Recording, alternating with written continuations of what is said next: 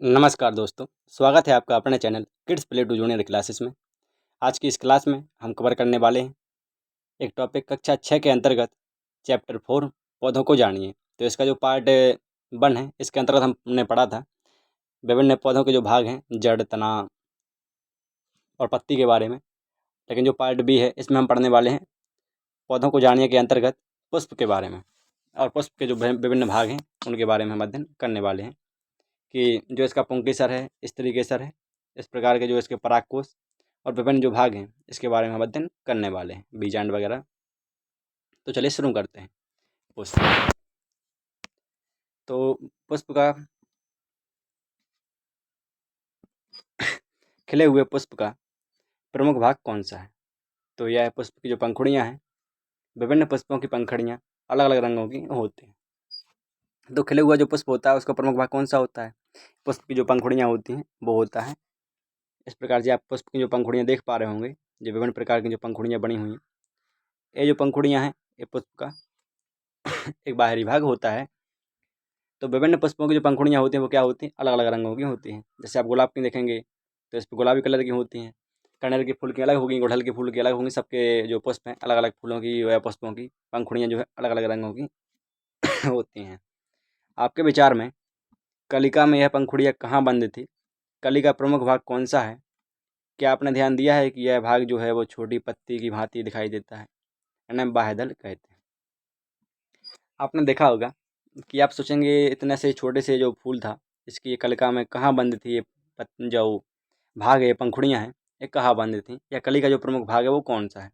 तो आप देख पा रहे होंगे कि इसका जो जो कली है तो इसके अंदर जो है पंखुड़ियाँ हैं इस प्रकार बंद रहती हैं, और इन पंखुड़ियों को ये बाहरी हिस्सा आपको देख पा रहे होंगे जो, तो इसको क्या कहते हैं? बाह्यदल कहते हैं। और इसके अंदर जो पंखुड़ियाँ छिपी रहती हैं, फिर इस प्रकार से खुलने के बाद पुष्प का जो खुला हुआ भाग होता है, पंखुड़ियाँ इस प्रकार दिखाई पड़ती हैं। तो आगे देखेंगे अपन पुष्प के जो आप देख सकेंगे कि आप जो पुष्प के जो आंतरिक भाग हैं उसको स्पष्ट रूप से आप कब देख पाएंगे? तो पुष्प का जो आंतरिक भाग है उसको आप जब देख पाएंगे जब इसकी जो पंखुड़ी है जब जुड़ी हो, अथवा जब वे स्वतंत्र हों। तो उदाहरण के लिए धतूरा लीजिए, या जो अन्य घंटाकार जो पुष्प होते हैं उनकी पंखुड़ियों को लंबाई में काटकर आप पुष्प के आंतरिक अंगों को स्पष्ट रूप से देख सकते हैं।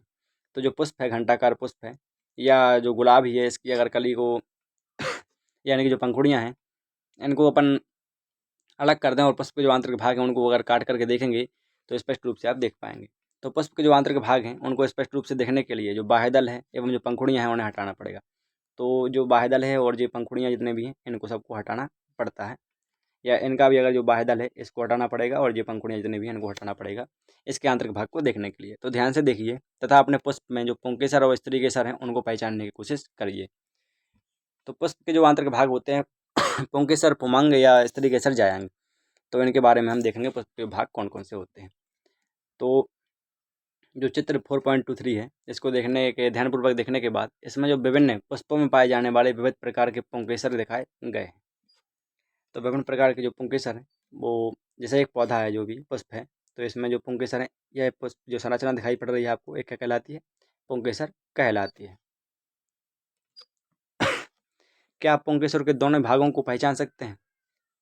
अपने पुष्प में पुंकेसर की संख्या ज्ञात कीजिए, एक पुंकेसर का चित्र बनाकर नामांकित कीजिए। तो आप देख पा रहे होंगे जो पुष्प की जो पुंकेसर की संरचना होती है वो क्या होती है? तो ये पुष्प में दिखाई पड़ते हैं, ये क्या संरचना है? पुंकेसर, इनको अलग अलग देख पाएंगे आप। और पुंकेसर में परागकोश भी उपस्थित होते हैं और तंतु। तो पुंकेसर का जो ये संरचना होती है तो इसको क्या कहते हैं? तंतु कहते हैं। और पुंकेसर में जो ऊपरी ओर जो हिस्सा लगा हुआ होता है जो भी, एक इसका कहते हैं परागकोश कहते हैं। आगे देखते हैं स्त्री केसर के बारे में या जायंग के बारे में। तो पुष्प के केंद्र में स्थित भाग को क्या कहते हैं? स्त्री केसर कहते हैं। तो पुष्प का जो केंद्र है इसमें जो स्थित भाग होता है इसे क्या कहा जाता है? स्त्री केसर कहा जाता है। स्त्री केसर की संरचना जो है पूर्ण रूप से देखने पर कैसे दिखाई पड़ती है? इस प्रकार से दिखाई पड़ती है। एक पुष्प का जो स्त्री केसर होता है इस प्रकार दिखाई पड़ता है। अब स्त्री केसर के अंतर्गत जो अगर आप स्त्री केसर को नहीं देख पा रहे होंगे अच्छे से तो आप क्या करें, जो पुंकेसर हैं इनको हटा दें, जो अलग अलग जो पुंकेसर के जो भाग हैं इनको हटा दें अगर, तो आप इसको अच्छे तरीके से देख पाएंगे कि स्त्री केसर क्या है या जायंग क्या है। और फिर स्त्री केसर के जो अनेक भाग हैं उनको पहचानने की हम कोशिश करेंगे।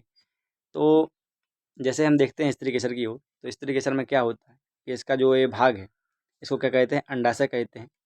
और इसकी जो ये ऊपर की ओर हिस्सा गया हुआ है इसको कहेंगे वर्तिका, और इसका जो ऊपर ये बिंदु सा पॉइंट है इसको कहेंगे वर्तिकाग्र। तो ये पुष्प के जो स्त्री केसर इसके विभिन्न भाग होते हैं।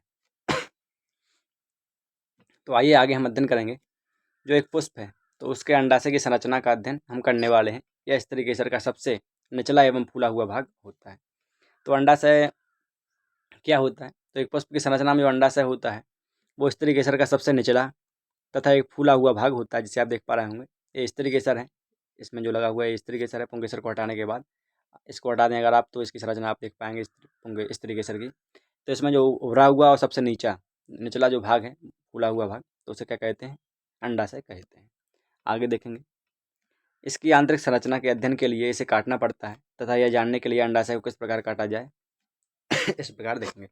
तो इसकी जो आंतरिक संरचना है इसको अपन अध्ययन करने के लिए इसका क्या करेंगे हम, जो स्त्री केसर है इसको इस प्रकार से काटेंगे, ऊर्ध्वाधर तथा अनुदैर्ध्य काट के रूप में हम इसे काटेंगे। तो जिस प्रकार हम इसको काटेंगे तो हमें क्या संरचना दिखाई पड़ेगी?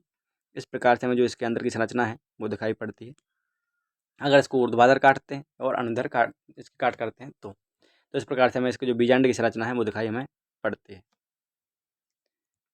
चलिए आगे देखते हैं। पुष्प के जो अंडाशय की जो काट है उसको सूखने से बचाने के लिए प्रत्येक काट पर जल की बूंद रखिए। तो इसके आपने जो स्त्री केसर है इसमें से आपने जो अंडाशय है का जो भाग है, अंडाशय की जो काट थी आपकी, इसको सूखने से बचाने के लिए आप क्या करेंगे? इसकी काट को काटने के बाद इसके इस हिस्से पर, बीजांड वाले हिस्से पर आप एक जल की बूंद रख देंगे, जिससे इसमें नमी बनी रहे, यह सूखे ना। तो आवर्धक लेंस की सहायता से आप देखेंगे जो अंडाशय की अतिरिक्त संरचना का अध्ययन आप कर सकते हैं। क्या आपको अंडाशय में छोटी छोटी जो गोल संरचना दिखाई देती हैं तो उन्हें क्या कहते हैं? इन्हें कहते हैं बीजांड। तो जैसे ही आपको अंडाशय में जो छोटी छोटी जो संरचना दिखाई पड़ेंगी इसको काटने के बाद, तो इसको क्या कहेंगे? आप कहेंगे इसको आप बीजांड कहेंगे। इसमें आप देख पा रहे होंगे छोटी छोटी संरचना। आगे देखेंगे, अंडाशय के अतिरिक्त क्या जो आपने देखा होगा जो सभी फूल हैं, तो उन सभी फूलों में भी बाह्यदल होता है, पंखुड़ी होती है, पुंकेसर होता है, स्त्री केसर आदि जो उमंग, पुंकेसर, जायंग आदि होते हैं। क्या कुछ पुष्प ऐसे भी हैं जिनमें उपरोक्त पुष्पांग जो अभी बताए गए हैं, जैसे बाह्यदल, पंखुड़ी, पुंकेसर, स्त्री केसर, बीजांड, अंडाशय वगैरह, तो इसमें किन्हीं किन्हीं पुष्पों में कोई भाग नहीं पाया जाता है? क्या किसी फूल में आपने ऐसे देखा है इनसे अलग भाग भी मिलते हों या इनमें से कुछ भाग ना हो? क्या आपने कुछ ऐसे पुष्प भी देखे हैं जिनमें बाह्यदल हो और पंखुड़ी भी समान दिखाई देती हो? तो कहने का मतलब ये है कि सभी प्रकार के पुष्प एक से नहीं होते हैं। किसी प्रकार के पुष्प में पुंकेसर होगा, किसी प्रकार के पुष्प में पुंकेसर नहीं होगा, और किसी प्रकार के जो स्त्री केसर हैं इनमें स्त्री केसर किसी में पाया जाएगा पुष्प में, किसी प्रकार के जो पुष्प हैं उनमें स्त्री केसर नहीं होगा। तो अलग अलग पौधे जो होते हैं या पुष्प होते हैं उनमें अलग अलग संरचना उसकी होती है। किन्हीं में कोई फूल पुष्पांग पाए जाएंगे या किसी प्रकार के पुष्पांग किन्हीं प्रकार के पुष्पों में नहीं पाए जाते हैं। आगे देखेंगे, पुष्प के लिए क्या कोई पुष्प ऐसा भी है जिनमें बाह्यदलों की जो संख्या है वो पंखुड़ियों की संख्या असमान होती है? हाँ, कई प्रकार के पुष्प ऐसे हैं जिनमें जो बाह्यदल है उसकी संख्या भी असमान होगी और पंखुड़ियों की संख्या भी असमान होगी। क्या आप इस बात से भी सहमत हैं कि जो सभी पुष्प हैं उनकी संरचना सदैव एक जैसी नहीं होती है?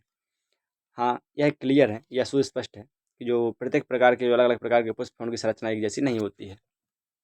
अर्थात संरचना का मतलब कि उनमें जो बाह्यदल है या पंखुड़ियाँ हैं या पुंकेसर या जायंग या स्त्री केसर वगैरह जो हैं वो सब संरचना उसमें अलग अलग होगी, किन्हीं में कोई भाग होगा, किन्हीं में कोई नहीं होगा। तो विभिन्न जो पुष्प हैं उनमें बाह्यदल होता है, पंखुड़ी होती है, पुंकेसर होता है या स्त्री केसर भी, तो इनकी संख्या में अंतर हो सकता है। या कुछ पुष्प ऐसे होंगे जिनमें से कुछ भाग अनुपस्थित भी हो सकते हैं, कुछ भाग उपस्थित हो सकते हैं। तो इस प्रकार जो पुष्प की संरचना है या जो पुष्प हैं उनकी संरचना सदैव एक जैसी नहीं होती, अलग अलग होती है। आगे देखेंगे इस चैप्टर से जुड़े हुए कुछ जो सारांश है या क्या सार निकलता है इस चैप्टर को जानने के बाद। पौधों को जानिए के अंतर्गत चैप्टर 4 है, तो इससे क्या सारांश निकलता है इसके बारे में हम देख लेते हैं। तो सर्वप्रथम, सामान्यतः जो पौधों का जो वर्गीकरण है उनकी ऊंचाई के आधार पर, तने के आधार पर एवं शाखाओं के आधार पर किया जाता है, जो निम्न वर्गों में विभाजित है: शाख, झाड़ी और वृक्ष। आगे देखेंगे, तने पर जो पत्तियां हैं, तने पर क्या क्या होता है? तने पर पत्तियां भी होती हैं, पुष्प भी होता है और फल भी होता है। इसके बारे में भी हम पढ़ चुके हैं। आगे देखेंगे, सामान्यतः पत्ती में क्या क्या होता है? पड़वृंत भी होता है और फलक भी होते हैं। तो जो पत्तियां होती हैं उनमें जो इसका जुड़ा हुआ जो तने से जुड़ा हुआ जो भाग होता है उसे क्या कहते हैं? पड़वृंत कहते हैं। और इसकी जो बाहरी संरचना दिखाई पड़ती है आपको, इसे क्या कहते हैं? फलक कहते हैं। और जो पत्तियाँ होती हैं उनमें स्रावों का प्रतिरूप जो होता है स्रावन्यास कहलाता है, तथा जालिका रूपी अथवा समांतर जो स्रावन्यास होता है उसे जालिका रूपी स्रावन्यास या समांतर स्रावन्यास कहते हैं। आगे देखते हैं पुष्प के कुछ और सारांश इस चैप्टर से संबंधित। तो पत्तियां जो हैं वो बाष्पोत्सर्जन क्रिया द्वारा जल बाष्प को वायु में निष्कासित करती हैं। तो जो बाष्पोत्सर्जन जो क्रिया होती है इसके द्वारा जो पत्तियां हैं वो जल बाष्प को वायु में निष्कासित कर देती हैं या जल को छोड़ती हैं वायुमंडल में। आगे देखेंगे जो हरी पत्तियां हैं वो सूर्य के प्रकाश की उपस्थिति में वायु एवं जल से प्रकाश संश्लेषण क्रिया द्वारा भोजन बनाती हैं। तो जो हरी पत्तियां होती हैं वो प्रकाश की उपस्थिति में और हरे रंग का जो पदार्थ होता है क्लोरोफिल की उपस्थिति में वायु एवं जल से प्रकाश संश्लेषण क्रिया द्वारा क्या करती हैं, अपना भोजन बनाती हैं पत्तियाँ। आगे देखेंगे जड़ के बारे में। तो जड़ें जो हैं वो मिट्टी से क्या करती हैं, अपने जो जल एवं खनिज पदार्थ जो होते हैं या रासायनिक तत्व होते हैं उनका अवशोषण करती हैं, तथा जो पौधा होता है वो क्या करता है, मिट्टी में जो दृढ़ता से इसे जमाए रखता है। तो विभिन्न प्रकार की जो जड़ें हैं वो क्या काम करती हैं अलग अलग पौधों में, कि इनसे जो मिट्टी से जो जल अथवा जो खनिज पदार्थ होते हैं उनका अवशोषण करके पौधे के विभिन्न भाग में तना, पत्तियाँ और आदि में पहुँचाती हैं, शाखाओं तक पहुँचाती हैं। आगे देखें जड़ें मुख्यतः दो प्रकार की होती हैं, मूसला जड़ एवं रेशेदार जड़। तो आप देख पा रहे होंगे इस प्रकार की अलग अलग जड़ें होती हैं। तो जिनमें मुख्य जड़ होती है और अनेक पार्श्व जड़ें भी होती हैं जो बाद में अलग अलग संरचना थोड़ी थोड़ी जो शाखाएं होती हैं, छोटी छोटी जड़ें होती हैं, तो उनको क्या कहते हैं, मुख्य जड़ से जो अन्य जड़ें जुड़ी होती हैं उन्हें पार्श्व जड़ कहते हैं, तथा मुख्य जड़ को कहते हैं मूसला जड़। और रेशेदार जड़ किसे कहते हैं, जिस प्रकार के पौधे में जो मुख्य जड़ नहीं होती है और जो समान लंबाई की या समान आकार की जड़ें निकली रहती हैं तो उन्हें कहते हैं रेशेदार जड़ या झकड़ा जड़ कहते हैं। आगे देखेंगे जो चैप्टर है इससे जुड़े हुए कुछ और प्रमुख सारांश। तो जालिका रूपी श्रावन्यास युक्त जो पत्तियाँ होती हैं, जो पत्तियों वाले जो पौधे होते हैं उनकी जड़ें क्या होती हैं, मूसला जड़ होती हैं। जबकि समांतर श्रावन्यास जो युक्त पत्तियों वाले जो पौधे होते हैं उनकी जड़ें क्या होती हैं, उनकी जड़ें रेशेदार होती हैं। तो इसमें जो जालिका रूपी श्रावन्यास या समांतर श्रावन्यास है वो क्या होगा, तो जालिका रूपी श्रावन्यास इसको कहते हैं जो अनेक जो शाखाओं में विभाजित हो जाती है मुख्य जड़ से होके, और जबकि जालिका रूपी श्रावन्यास कहलाएगा एक जो पत्ती है, इस पत्ती में जो अनेक एक मुख्य शाखा, एक मुख्य जड़, मुख्य शाखा से अनेक शाखाएं निकली होती है, इसको कहते हैं जालिका रूपी श्रावन्यास। जबकि जो समांतर श्रावन्यास है किसे कहते हैं, इस प्रकार से जो अनेक शाखाएं हैं या पत्तियां जो हैं उनमें इस प्रकार से अनेक समांतर रेखाएं खींची होती हैं तो उसको कहते हैं समांतर श्रावन्यास। आगे देखेंगे जो तना है उसके द्वारा जड़ों से पत्तियों और दूसरे भागों को जल, पत्तियों से भोजन और पौधों के अन्य भागों तक पहुंचता है। तो तना जो है वो इन जड़ों से ये जो तना होता है वो भोजन कहाँ तक पहुंचाता है, पत्तियों तक पहुंचाता है या पौधों के अन्य भाग तक, शीर्ष तक, सराहों तक पहुंचाता है या शाखाओं तक। पुष्प के जो विभिन्न भाग हैं वो क्या होते हैं, बाह्यदल होता है, पंखुड़ी होता है, पुंकेसर होता है, स्त्रीकेसर होता है। तो पुष्प में विभिन्न भाग होते हैं। तो इसकी जो ये संरचना होती है इसको क्या कहते हैं, स्त्रीकेसर कहते हैं। इस संरचना को क्या कहते हैं, इन सबको कहते हैं पुंकेसर। जबकि जो अन्य जो पंखुड़ी जो दिखाई दे पड़ रही हैं आपको, इसको क्या कहेंगे, पंखुड़ी कहते हैं इनको। अब स्त्रीकेसर के अंदर भी अनेक भाग होते हैं और इसी प्रकार आपके जो पुंकेसर है इसके अंदर भी अनेक भाग होते हैं, जैसे परागकोश, स्त्रीकेसर के अंदर अंडाशय, बीजांड आदि। तो इसी के साथ आज का जो अपना टॉपिक था क्लास 6 के अंतर्गत चैप्टर 4 पौधों को जानिए इसका और पार्ट बी पुष्प, वो समाप्त होता है। तो ऐसे ही कक्षा 6 से 12 तक जो भी सब्जेक्ट हैं इन सभी विषयों के सभी चैप्टर वाइज एवं टॉपिक वाइज क्लासेस कवर करने के लिए चैनल पर बने रहें, एवं जिन्होंने अभी तक चैनल को सब्सक्राइब नहीं किया है प्लीज़ चैनल को सब्सक्राइब कर लें, ताकि चैनल से जुड़ी हुई जो प्रत्येक वीडियो है उससे आप जल्द से जल्द अवगत हो सकें। तो चलिए मिलते हैं अगली क्लास में एक और अगले नए टॉपिक के साथ। तब तक के लिए थैंक यू, वेलकम।